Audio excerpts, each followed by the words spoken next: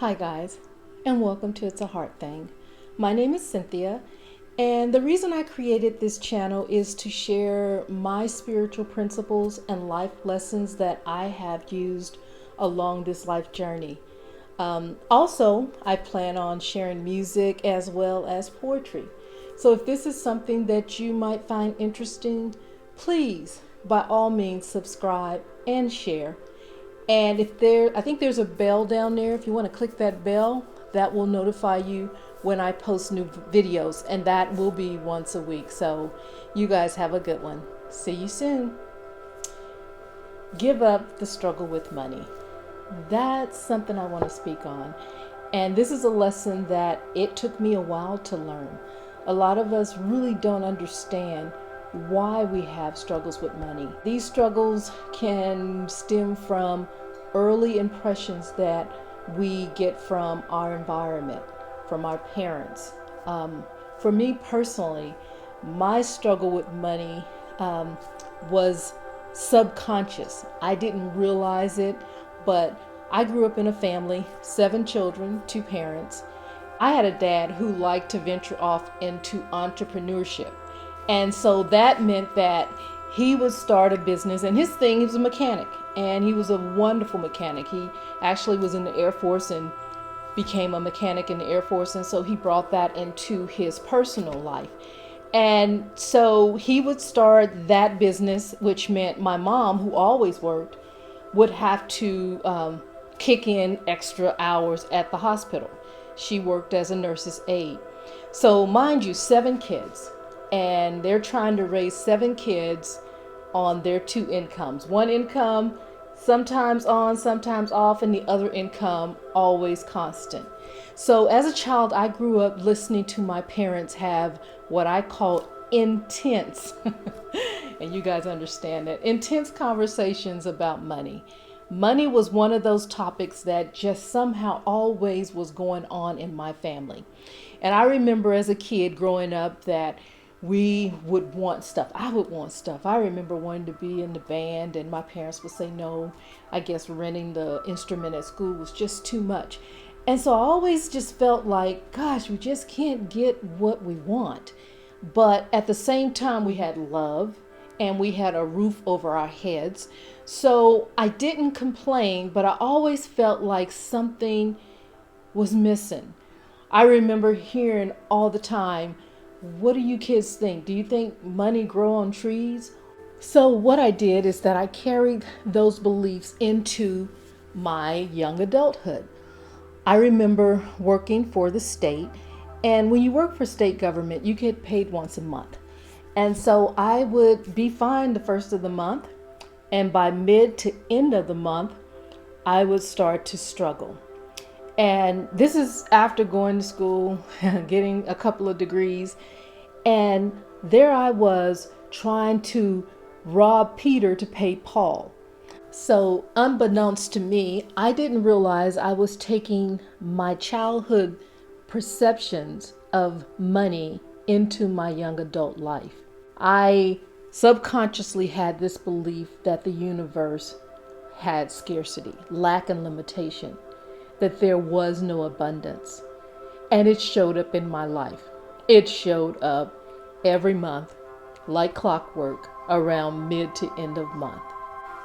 So late one night, I was in bed and I was watching this program on the Austin Public Access Channel.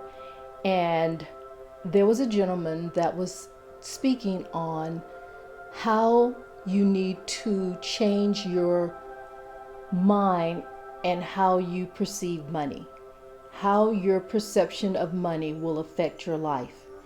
And so, of course, me with my struggle with money, I listened.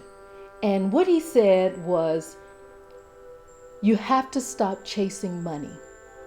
When you chase money, or when you're constantly going after money, and the universe hears that and feel that, then that's what the universe will give you. And I thought, okay, this is out there. This is way out there. He went on to say that we grow up in a world where we believe there's scarcity, that there's lack of abundance, and that if we just go in and change our approach, then that struggle with money will go away. So my thing is, what do I have to lose? What do I have to lose? Because right now I'm losing out at the end of the month when the money runs out, and I'm trying to figure out how to rob Peter to pay Paul. So I decided to go to his little seminar. I think it was something that they did every week, and I chose to go, and I sat in a room with all these women, and he started to give this speech. And the thing that struck me that night when I was listening to him talk, and I wish I could remember his name, he said, when you go in and you open up to receive whatever it is that you're requesting from the universe, he said, what you need to not do is go in and say, I only see one path to get it. And he went back to the conversation or the topic about money. And he said, if you want money and you go in and say, I need to win the lottery, I'm going to put all my energy in winning the lottery because I need money. What you've done right there is that you have eliminated any other prospect of bringing money into your life. And he talked about a woman who wanted a car. And he was saying that her car was running badly and she so desperately needed a car so she could continue to go back and forth to work. And she was telling him that she was putting a lot of her energy into getting this car. And he told her, okay, why don't you open it up a little bit more and not talk about you need to get enough money to get the car. Just go in and say, I'm grateful. I have the car. I have received the car. Don't worry about how you're going to get it. That's not your business. And it's a little saying that they say, that's none of your spiritual business. How it comes about is none of your spiritual business. What you're focusing on in this dimension is that I need the car. And you go in and give gratitude and thanksgiving as if you already have it. And so her focus was on how she was going to get approved for a loan to get the car based on her income, and things weren't working out. She had gone in and got involved in this little contest where they would go in and give away certain gifts. And lo and behold, she received the gift of a car. And she was blown away because she had put so much energy into figuring out how she was going to go in and get her loan and get her credit score up so that she could get this car. And what she had to do was release the car into the universe. Just release it into the universe and not figure out how the universe was going to self-organize around making that thing that she hoped and wanted so bad, how the universe was going to manifest that. So after listening to that story, I decided that it was time for me to change my approach. And I remember going home that evening and sitting up and just kind of going into deep thought. I wasn't doing a lot of meditation then because I was still new to this spiritual principles and things. So I just kind of sat up and thought about it. And I said to myself, okay, Cynthia, number one, I am no longer going to chase money. I am not going to go out and try to figure out how I can get money. I am going to tell the universe, and I said it. I said, universe, I surrender. I remember this so well. I surrender. I am no longer going to chase money.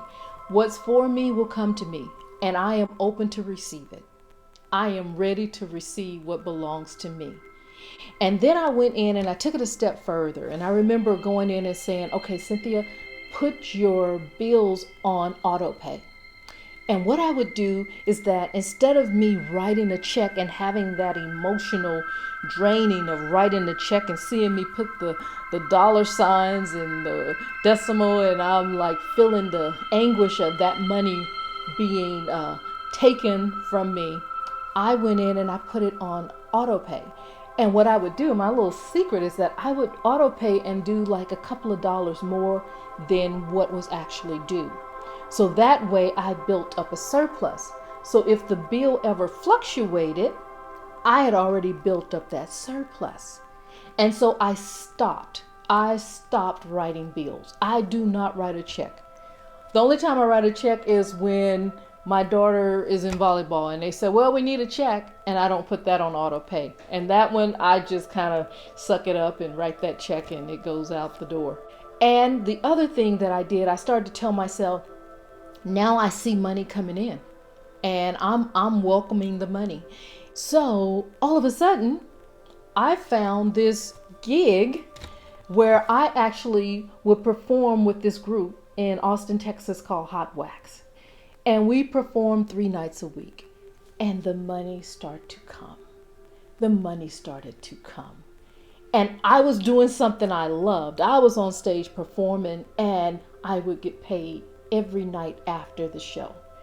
And then it moved from there to where they started to request me to do birthday parties, where I would come in and sing to the prospective birthday person for a couple of minutes, not even that long. And I would do my little number, and right after it was over, I would get paid.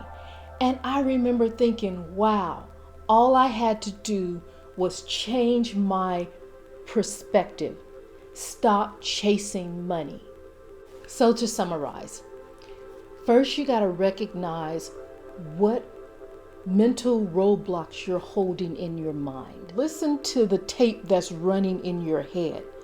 And if that tape is telling you that the universe is scarce, there is not enough, lack and limitation, then you need to push stop. Not pause, but stop. And hit the record button and now give yourself a new tape to play in your head.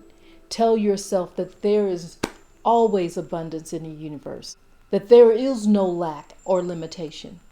And once you go in and you reprogram your thoughts to prosperity, abundance, then you need to go in and be able to receive it. Receive what it is that you're requesting from the universe. And the last thing, and this is the most important thing, is to act as if it has already manifested in your life.